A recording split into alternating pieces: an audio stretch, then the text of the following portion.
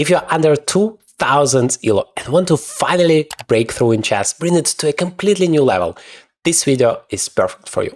I'm gonna share with you the entire thinking system that has helped hundreds of my students over 10 years of my professional coaching career to achieve their chess goals, be it 1000 ELO, 1500 ELO, or even 2000 ELO. It all starts with the opening. You want to achieve 3 goals. You want to fight for the center. This is the small center, this is the big one. When you control the center, you control the flow of the game. You have so many opportunities, you're in the driver's seat. The second goal is to develop your pieces. You want to bring every single one of your pieces into the game, and you want to do it as fast as possible and as active as possible. So every single piece that you have over here is having a useful, functional job. You don't want any unemployment going on in your camp. To achieve that, you should use the golden principle. 1 piece, 1 move. Never ever make a second move with the piece that you have already developed unless you have a crazy good reason to do that. Like you're winning something. Or like he's gonna play g5 and then I need to make that move to take that pawn. Or he's gonna play somehow g4 and my knight is under attack and then I have to take a second move with it to save the knight. But otherwise, please never waste your time. And finally, the third one is to bring your king to safety so you don't have a headache about it and you can go all in to fight against your opponent. All right, my opponent plays here the d6, and it's our subscriber under 2000 ELO. We play a real game here, but he knows the opening very solid and simple one for black that I recommend, and probably he wants to execute it, but it's okay. The opening is cool, but this system works regardless of the opening you play. What I recommend is based not on memorizing, because you might watch a lot of YouTube videos about opening traps, about memorizing certain lines which promise you a nice result, and then it never works. Yeah, maybe you can fool one opponent or two, but it doesn't bring you into a conceptually new level of chess understanding that you really need if you are stuck and you want to improve your chess. Instead, I want to focus you on the ideas, and the openings I recommend both for white and black are based exactly on your overall understanding where the pieces belong, and even more important, what is your plan? So many players are just stuck after 10 moves. They have no idea how to continue in the middle game, what their goal should be. Well, with the openings I recommend, you know it from the very beginning. And of course, I'm going to share all of it here. If you want a completely free cheat sheet that summarizes the entire system that I share with you so that you can read it before every single game you play in chess to skyrocket your win rate in no time, just because you focus on the right things throughout the chess game, just click the link in the description. It's completely free. You can download it, you can print it, and use it to bring your chess to the new level. All right, he plays knight to d7. I go bishop to g2. So against d5, I like to put my bishop on d3 and then attack over here. But here, there is no pawn on d6, so this bishop is cool, controlling the entire diagonal over there. Okay, he plays e5.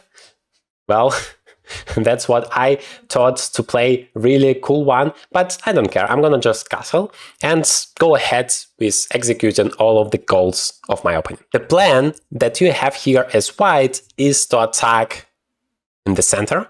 To achieve that, you need to first control the center. So my plan is like to play knight c4, knight to c3, maybe e4, maybe not, we will see. He has a chance here to play e4 and grab the control of the center.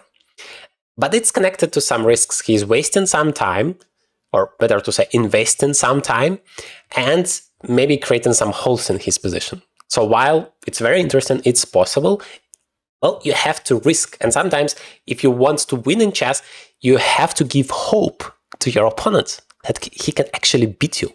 Because in that case, he goes forward, he is making some unreasonable decisions, and creates weaknesses in his camp, and then you can take advantage of that. He makes mistakes, and then you beat him.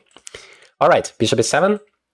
He doesn't go forward yet, so let's play c4. Let's bring our knight to c3 and be very active in center. So we know the general plan, attacking in center, maybe also on the queen side, because it's relatively simple to establish our attack here comparing to the king side.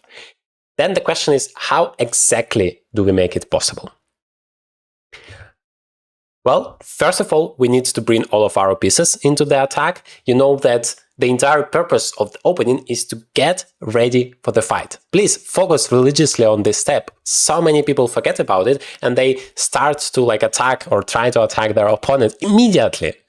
Just taking, I don't know, one queen, one knight, and go ahead and try to checkmate them. That doesn't work because you're fighting with two guys against an entire army of the opponents. It's just not an effective strategy. Instead, I want to bring every single one of your pieces and then use all of them in coordination to beat the guy. Once the opening is about to be over, you have to think about your plan for the middle game as well as your opponent's plan. It's so crucial to remember that you don't play alone on the chessboard. One of the main mistakes my students make, and when we analyze games, that comes over and over again. I'm asking why have you made this mistake? What was going on in your head? And they're like, but I wanted to do that and this, and this is how it should have worked. And then there is not a word about their opponents, about what kind of plans he has. And it turns out there was a huge counterplay that was possible for the opponents. They completely missed it because they didn't focus on it. So please never forget about it. For example, this pawn c4 is making it more difficult for my opponents to go ahead and control all of that space because he just doesn't have enough defenders and all of his pawns are going to collapse. So that gives me the opportunity to control more squares in the center and be in the driver's seat. Now, as we come to the middle game, I have to think, what do I actually want to do? Where do I want to attack? And what my opponent wants to do? Well, I still think he might want to do something like that. So to stop it, I can get the full control of the center. Exactly, he plays c6, and now e4 is an actual threat. So when you think about your opponent's opportunities, always start with the most active options. Checks, captures, threats, active moves, CCTA system. The beauty of it is that you can use it both for yourself and for your opponent. All right, so he doesn't have any checks. He can capture here, but that's never a problem. We can just take it. But he does have an opportunity to create a threat and going forward and somehow stop my plans. It's gonna stop my bishop as well. Then I'm thinking, is it dangerous for me? Well, yeah, I don't really want to see it, him controlling all of the space. So and then I ask myself, what is the most active way for me to deal with the problem? Because you can say, well, knight d2 deals with the problem, e4 is not possible. It's true, but it's also breaking the golden principle, one piece, one move. It's going backwards that you never want to do if you have maybe some active moves, some moves forward. Only if that doesn't work, then consider those passive moves backwards. And finally, just blunders the pawn on d4, because you never make a move without thinking what your opponent can do in response. And you always start with those checks and captures. Instead, I have this move e4 that is very active, that is controlling the entire center. And if he takes, I can still take it back with the knight, but now e4 is not possible. So best case scenario, you always want to combine doing something for yourself, going ahead with your plan, and stopping your opponent from achieving what he wanted to do. And you combine it all into one move. This is how it's possible. All right, let's see how our opponent continues, what kind of ideas he has, and how we can stop it while being as active as possible. All right, our opponent makes a very active move. He goes b5. That is, to say it's unexpected is to say nothing. He has spent a lot of time. So first of all, you should not think that your opponent is stupid. A lot of people make this mistake. They are like, oh, but he played b5. He has only one defender. I have two attackers here. Why is he so dumb? Well, that's not the right approach to chess. First, it's pretty arrogant. And second, it might really backfire because you might miss some ideas that your opponent has planned. Maybe he sacrificed this pawn on b5 to open up the queen side and to grab your pawn in the center. And because you just assumed that he's not understanding anything, you didn't see it. You wasn't focused on going like 1, 2, maybe even 3 steps ahead and really thinking what the opponent can do. I still think that this idea is not working. It shouldn't work like that in chess, because once he takes here, he's weakening so much stuff, so many squares.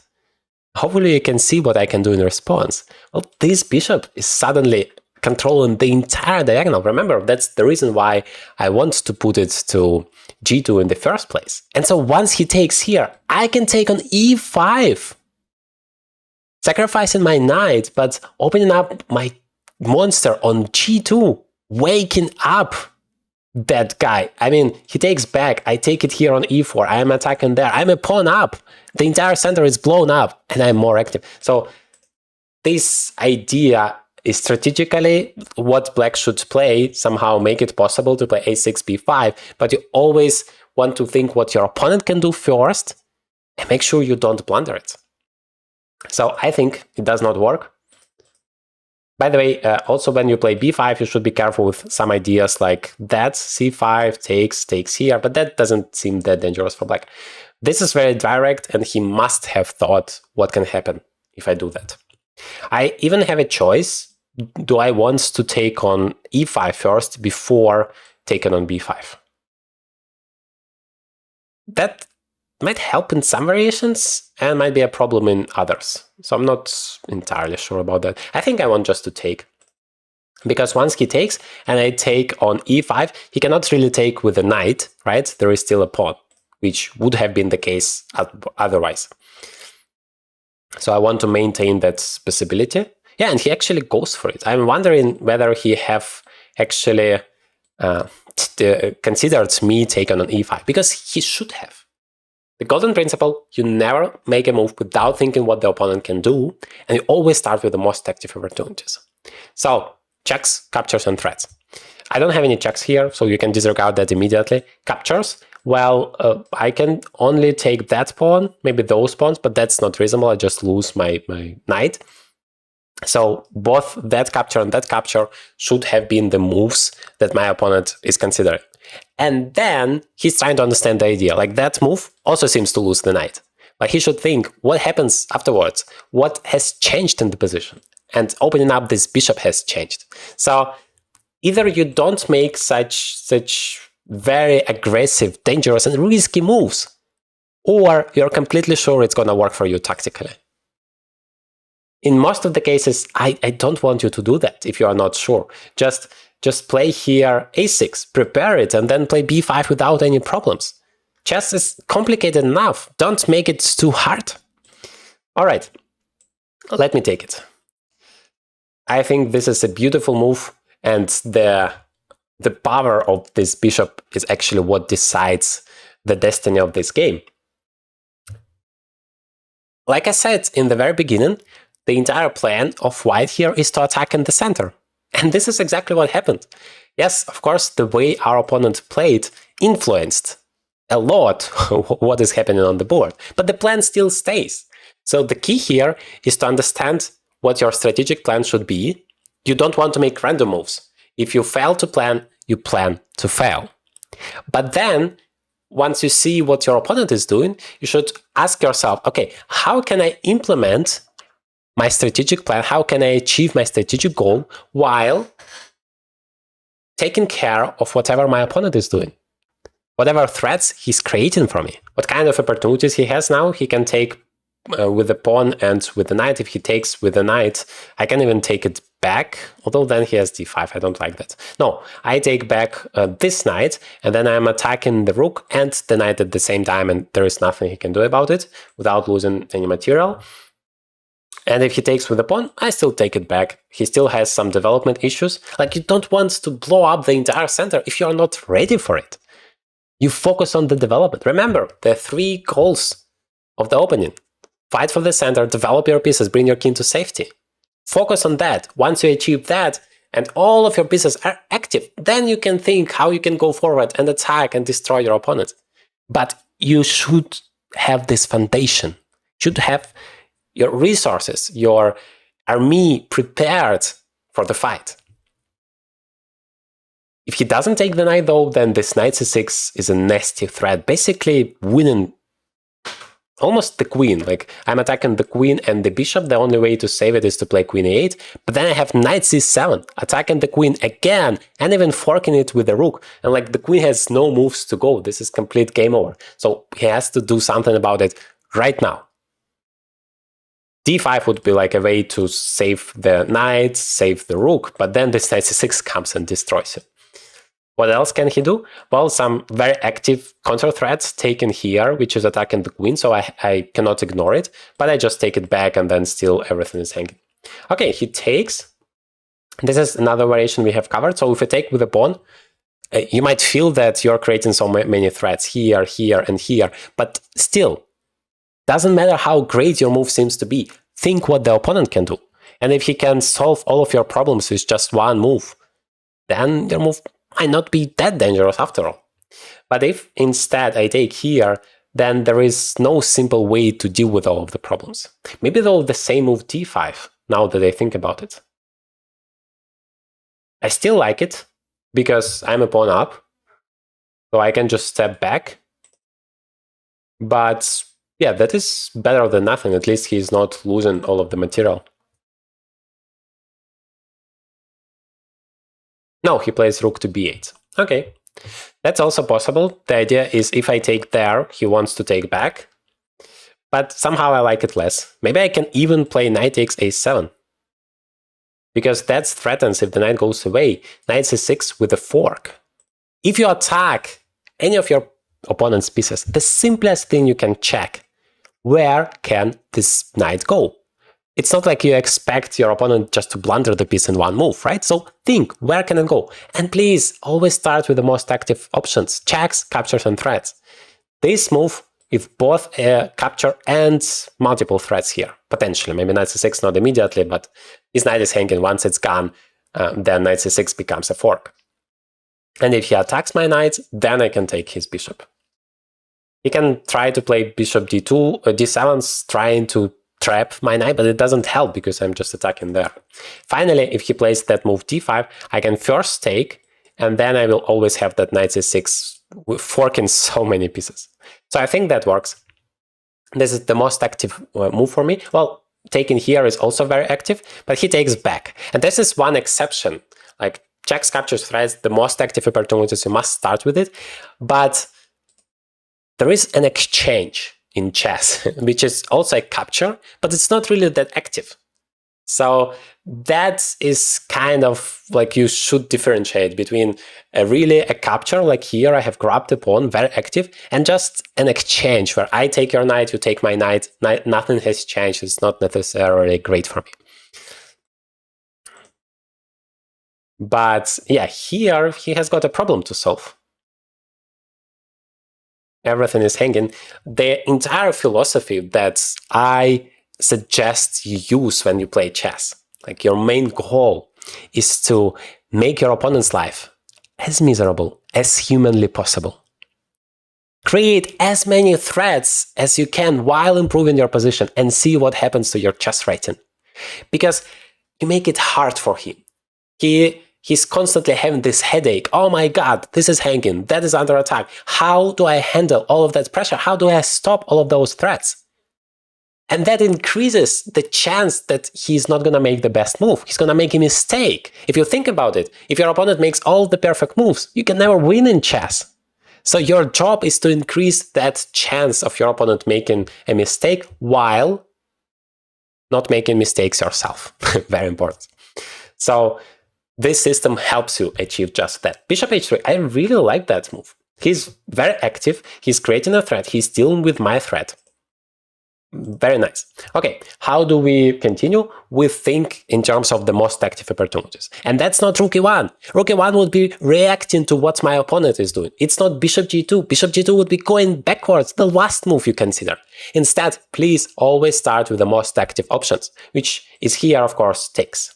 Well, I do have a check. Now that I think about it, it's not even necessarily taking the knight, because I do have a check, and it's not that stupid as you might initially think of it, because if he takes, I have queen h5 check, and then I win back the bishop, and all of the same problems remain. This knight c6 is still coming, this knight is still hanging.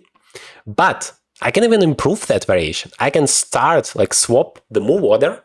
Always think, if you are thinking about some tactics, whether you can swap the move order, because if I start with queen h5, I haven't sacrificed my bishop yet, but I create a checkmate threat in one. This is like super scary for him, and at the same time, I attack his bishop. I actually threaten to win it. So while it seems like that move is really cool, creating a counter threat, attacking, solving the problem of this knight x8 idea, I think my opponent hasn't thought enough about the potential responses. Although even just taking here takes and knight c6, I think it's good enough. It's like forking everything. Then in the end of the day, I'm going to take that bishop back. This is enough to win for me. But queen h5 is the most active move. What can be more active than checkmate threat in one, right? And meanwhile, I'm also still creating so many threats, so many ideas. Even in terms of going somewhere with the rook, maybe it's going to have an additional opportunity to go to d1, where it's going to be more active. So yes, rook e1 is also a move that is reasonable here, that is potentially good. But it's not the most active one, so I don't want you to start with it. Don't be in a reactive mode. Like, oh my god, he attacked the rook, I have to immediately go for it. And you don't even think for a few seconds and you play rook e1. That's wrong, because you miss so many chances that potentially just win you the game, like this queen h5 move.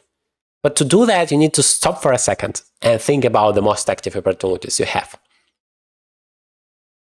Yes, you have to take into account what your opponent is doing. Whenever he makes a move like this bishop h3, just stop for a second. Whatever you were thinking about, like this takes and this knight c6, and think, what is the idea behind that move? Okay, bishop f1. But then it's not like it should paralyze you. You should still be looking for the most active response while maybe dealing with your opponent's threat. Just like here, f5. Our idea was to take. Okay, we see that's not possible. Our second idea was to take that bishop. And you might think, okay, let me just do that. But please, always start with the most active opportunities. If you do that, there is a chance you're going to notice that there is a check here. Bishop to d5, which deals with the problem at the same time, creating a counter threat. So his position is frozen. He has to go away with the king. And then we can take the bishop for free. And that is much better, because we haven't lost our knight in the process. And that is even stronger. So chess is not checkers. You're not obliged to take back. You're not obliged to take pieces if it's hanging. Just think starting from the checks. It doesn't mean that the check is like the best move and you should immediately make it. No, afterwards you calculate the variations. But if you see that you improve your position, your opponent doesn't have a good reply apart from just going backwards, that means you just improve your position. You can do all the same stuff, but now your bishop is not hanging. That is cool. That is like an advantage for you, right? Now, once he goes away, I can just grab his bishop, which would stop that threat. So both rook e1 and this whole idea is stopping my opponent's threat, but in a completely different way. And this is the most active one. And I encourage you to always be looking for the most active way to stop your opponent's ideas, while at the same time trying to improve your position. And afterwards, the initial problem is still the same. His knight is hanging, and if the knight is going away, the knight c6 is coming. So nothing has changed, but I just won a bishop. I improved my position in the process. Okay, that is actually interesting. That is another way to deal with the problem. So now this knight wouldn't be hanging. The problem is it still doesn't save that guy, and the spin is still pretty annoying for him. Every time you go forward and you make something good, you improve your position, and your opponent has to go backwards, make a passive move, reacting to what you are doing, not like going forward, not creating any problems for you. This is a huge step forward. This is progress for you. So please don't be discouraged by that. So I can just take, or I can start with knight c6. What is better? I like knight c6, but it also might be too complicated unnecessarily. Like, you have to consider moves like bishop to g4, which is creating a counter threat. And now if you take his queen, he's gonna take your queen, and suddenly it's defending the knight. And if you take it, you're not still winning any pieces because he can take back. You don't need all of that. Don't make chess more complicated than it is. There is a bishop just hanging there. He cannot take any of your pieces. Yes, okay, he can play queen a5, seemingly attacking much of your stuff, but to say the least, you have this check, and then you can save your knight, and it's all good. Just take that piece that is hanging. So many of my students don't do that. They try to invent some really complicated stuff, which is absolutely not necessary. All right. We can just take the knight, and that would be active, that would be a check, but maybe we have a better move. Well, what is strategically what we wanted to do here? We wanted to play knight c6 because, first of all, this knight on a7 is very weirdly placed. We want to bring it back to the game. Secondly, it creates a lot of threats, attacking so many of our pieces. So even if it seems like the move that you really want to make is not possible, please check. Maybe, just maybe, there is a chance it's still working. Because I think knight c6 is the best move in this position. It turns out, first, we save the knight. It's not hanging anymore. Secondly, now if he takes there, we have knight takes e7. That's a check. Remember, we always start with checks. Not only on move 1, but also on every move that you continue variation for. Always start with checks. It's also a capture at the same time. And it's also a threat, because we are forking the king and the queen. The royal fork, and we win the queen for free. Otherwise, if he cannot take the bishop, so the bishop is tactically protected, then we don't have any problems at all. We achieve what we strategically wanted to do, and he's just wasting time because that queen was hanging on d8 and equally is hanging on a5.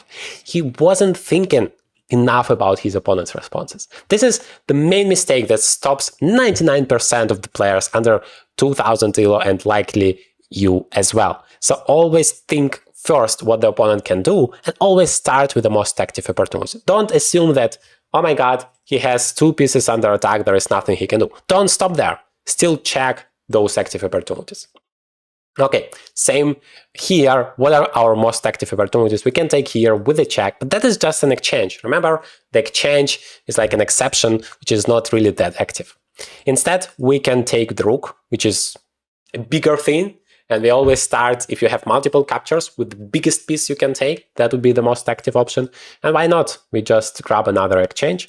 Now, let's follow the same logic. Do we have any checks? Well, still this exchange. We can always do that. Our bishop is much stronger. It's controlling so many squares. So I don't want to voluntarily just give it up. Any other captures? Yes. We can grab the pawn on f5, which is completely free, and he cannot do any discover checks because the knight is pinned, and it's very difficult for him to get away of this pin. Otherwise, we are grabbing a pawn, we are improving our position. It's not that we are just materialistically wants to grab all the material. That's good, but we also improve the position, improve the queen, which is doing nothing on h3 anymore, but f5, it's very active and actually useful for ourselves. Okay, how do we convert this advantage? It's still more than possible that you're gonna blunder stuff and lose from here. First of all, we are careful with our opponent's threats. It's never too late to spoil your game. Think about his ideas, especially if there are queens still on the board, you might easily lose something. For example, here, like every time your opponent makes a move, think what is the idea behind that move. He wants to take this pawn on d4, which is not just a pawn, but yeah, it's quite important for him to be on d4 to control so many squares to make his bishop so powerful. And secondly, if you have extra material, you want to first of all activate all of your pieces. Nobody cares if you have an extra piece, an extra rook, if you never use it, if it stays in the corner and does nothing. So please try to bring all of your pieces into the game.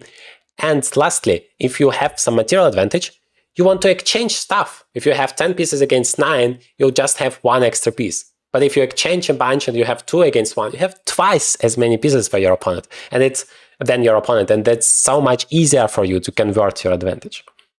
We have here a bunch of extra pawns and an extra rook on top of that. So we basically don't care about anything. I just want to make sure that I bring my stuff into the game and I don't care about this pawn.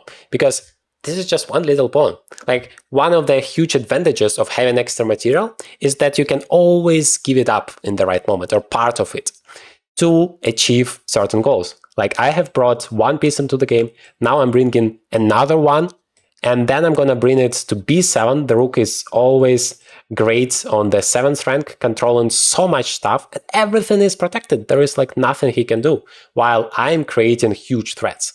Basically, rook takes f7 is a checkmate threat, then as there is nothing he can do, although right now it's not, because he has a queen controlling that, and I'm about to bring a new piece. Maybe even it was better to play rook c1 in the first place, but rook b7 is also good. It's creating multiple threats apart from that, like takes and queen e6, or just queen e6 immediately, or rook c1 coming, or queen g6. Like, the more you activate your pieces, the more chances you're gonna have. And the best case scenario is always when you use every single one of your pieces. Here, to illustrate it, let me play rook to c1 and bring my last piece. I have made a luft for the king, so I'm not afraid of back rank checkmate. Always be careful with that.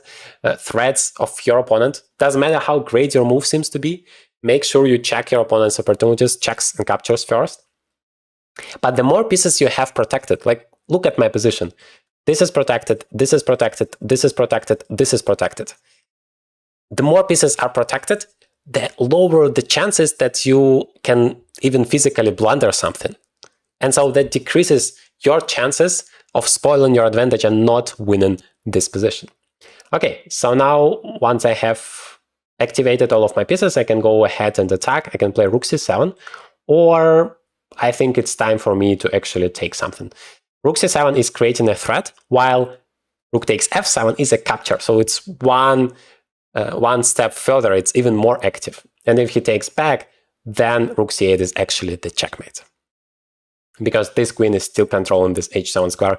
When he played h6, he didn't really create a luft for his king, unfortunately. If you want to finally have the right focus when you play your games and bring your chess to a completely new level, don't forget to grab a completely free cheat sheet. The link is in the description.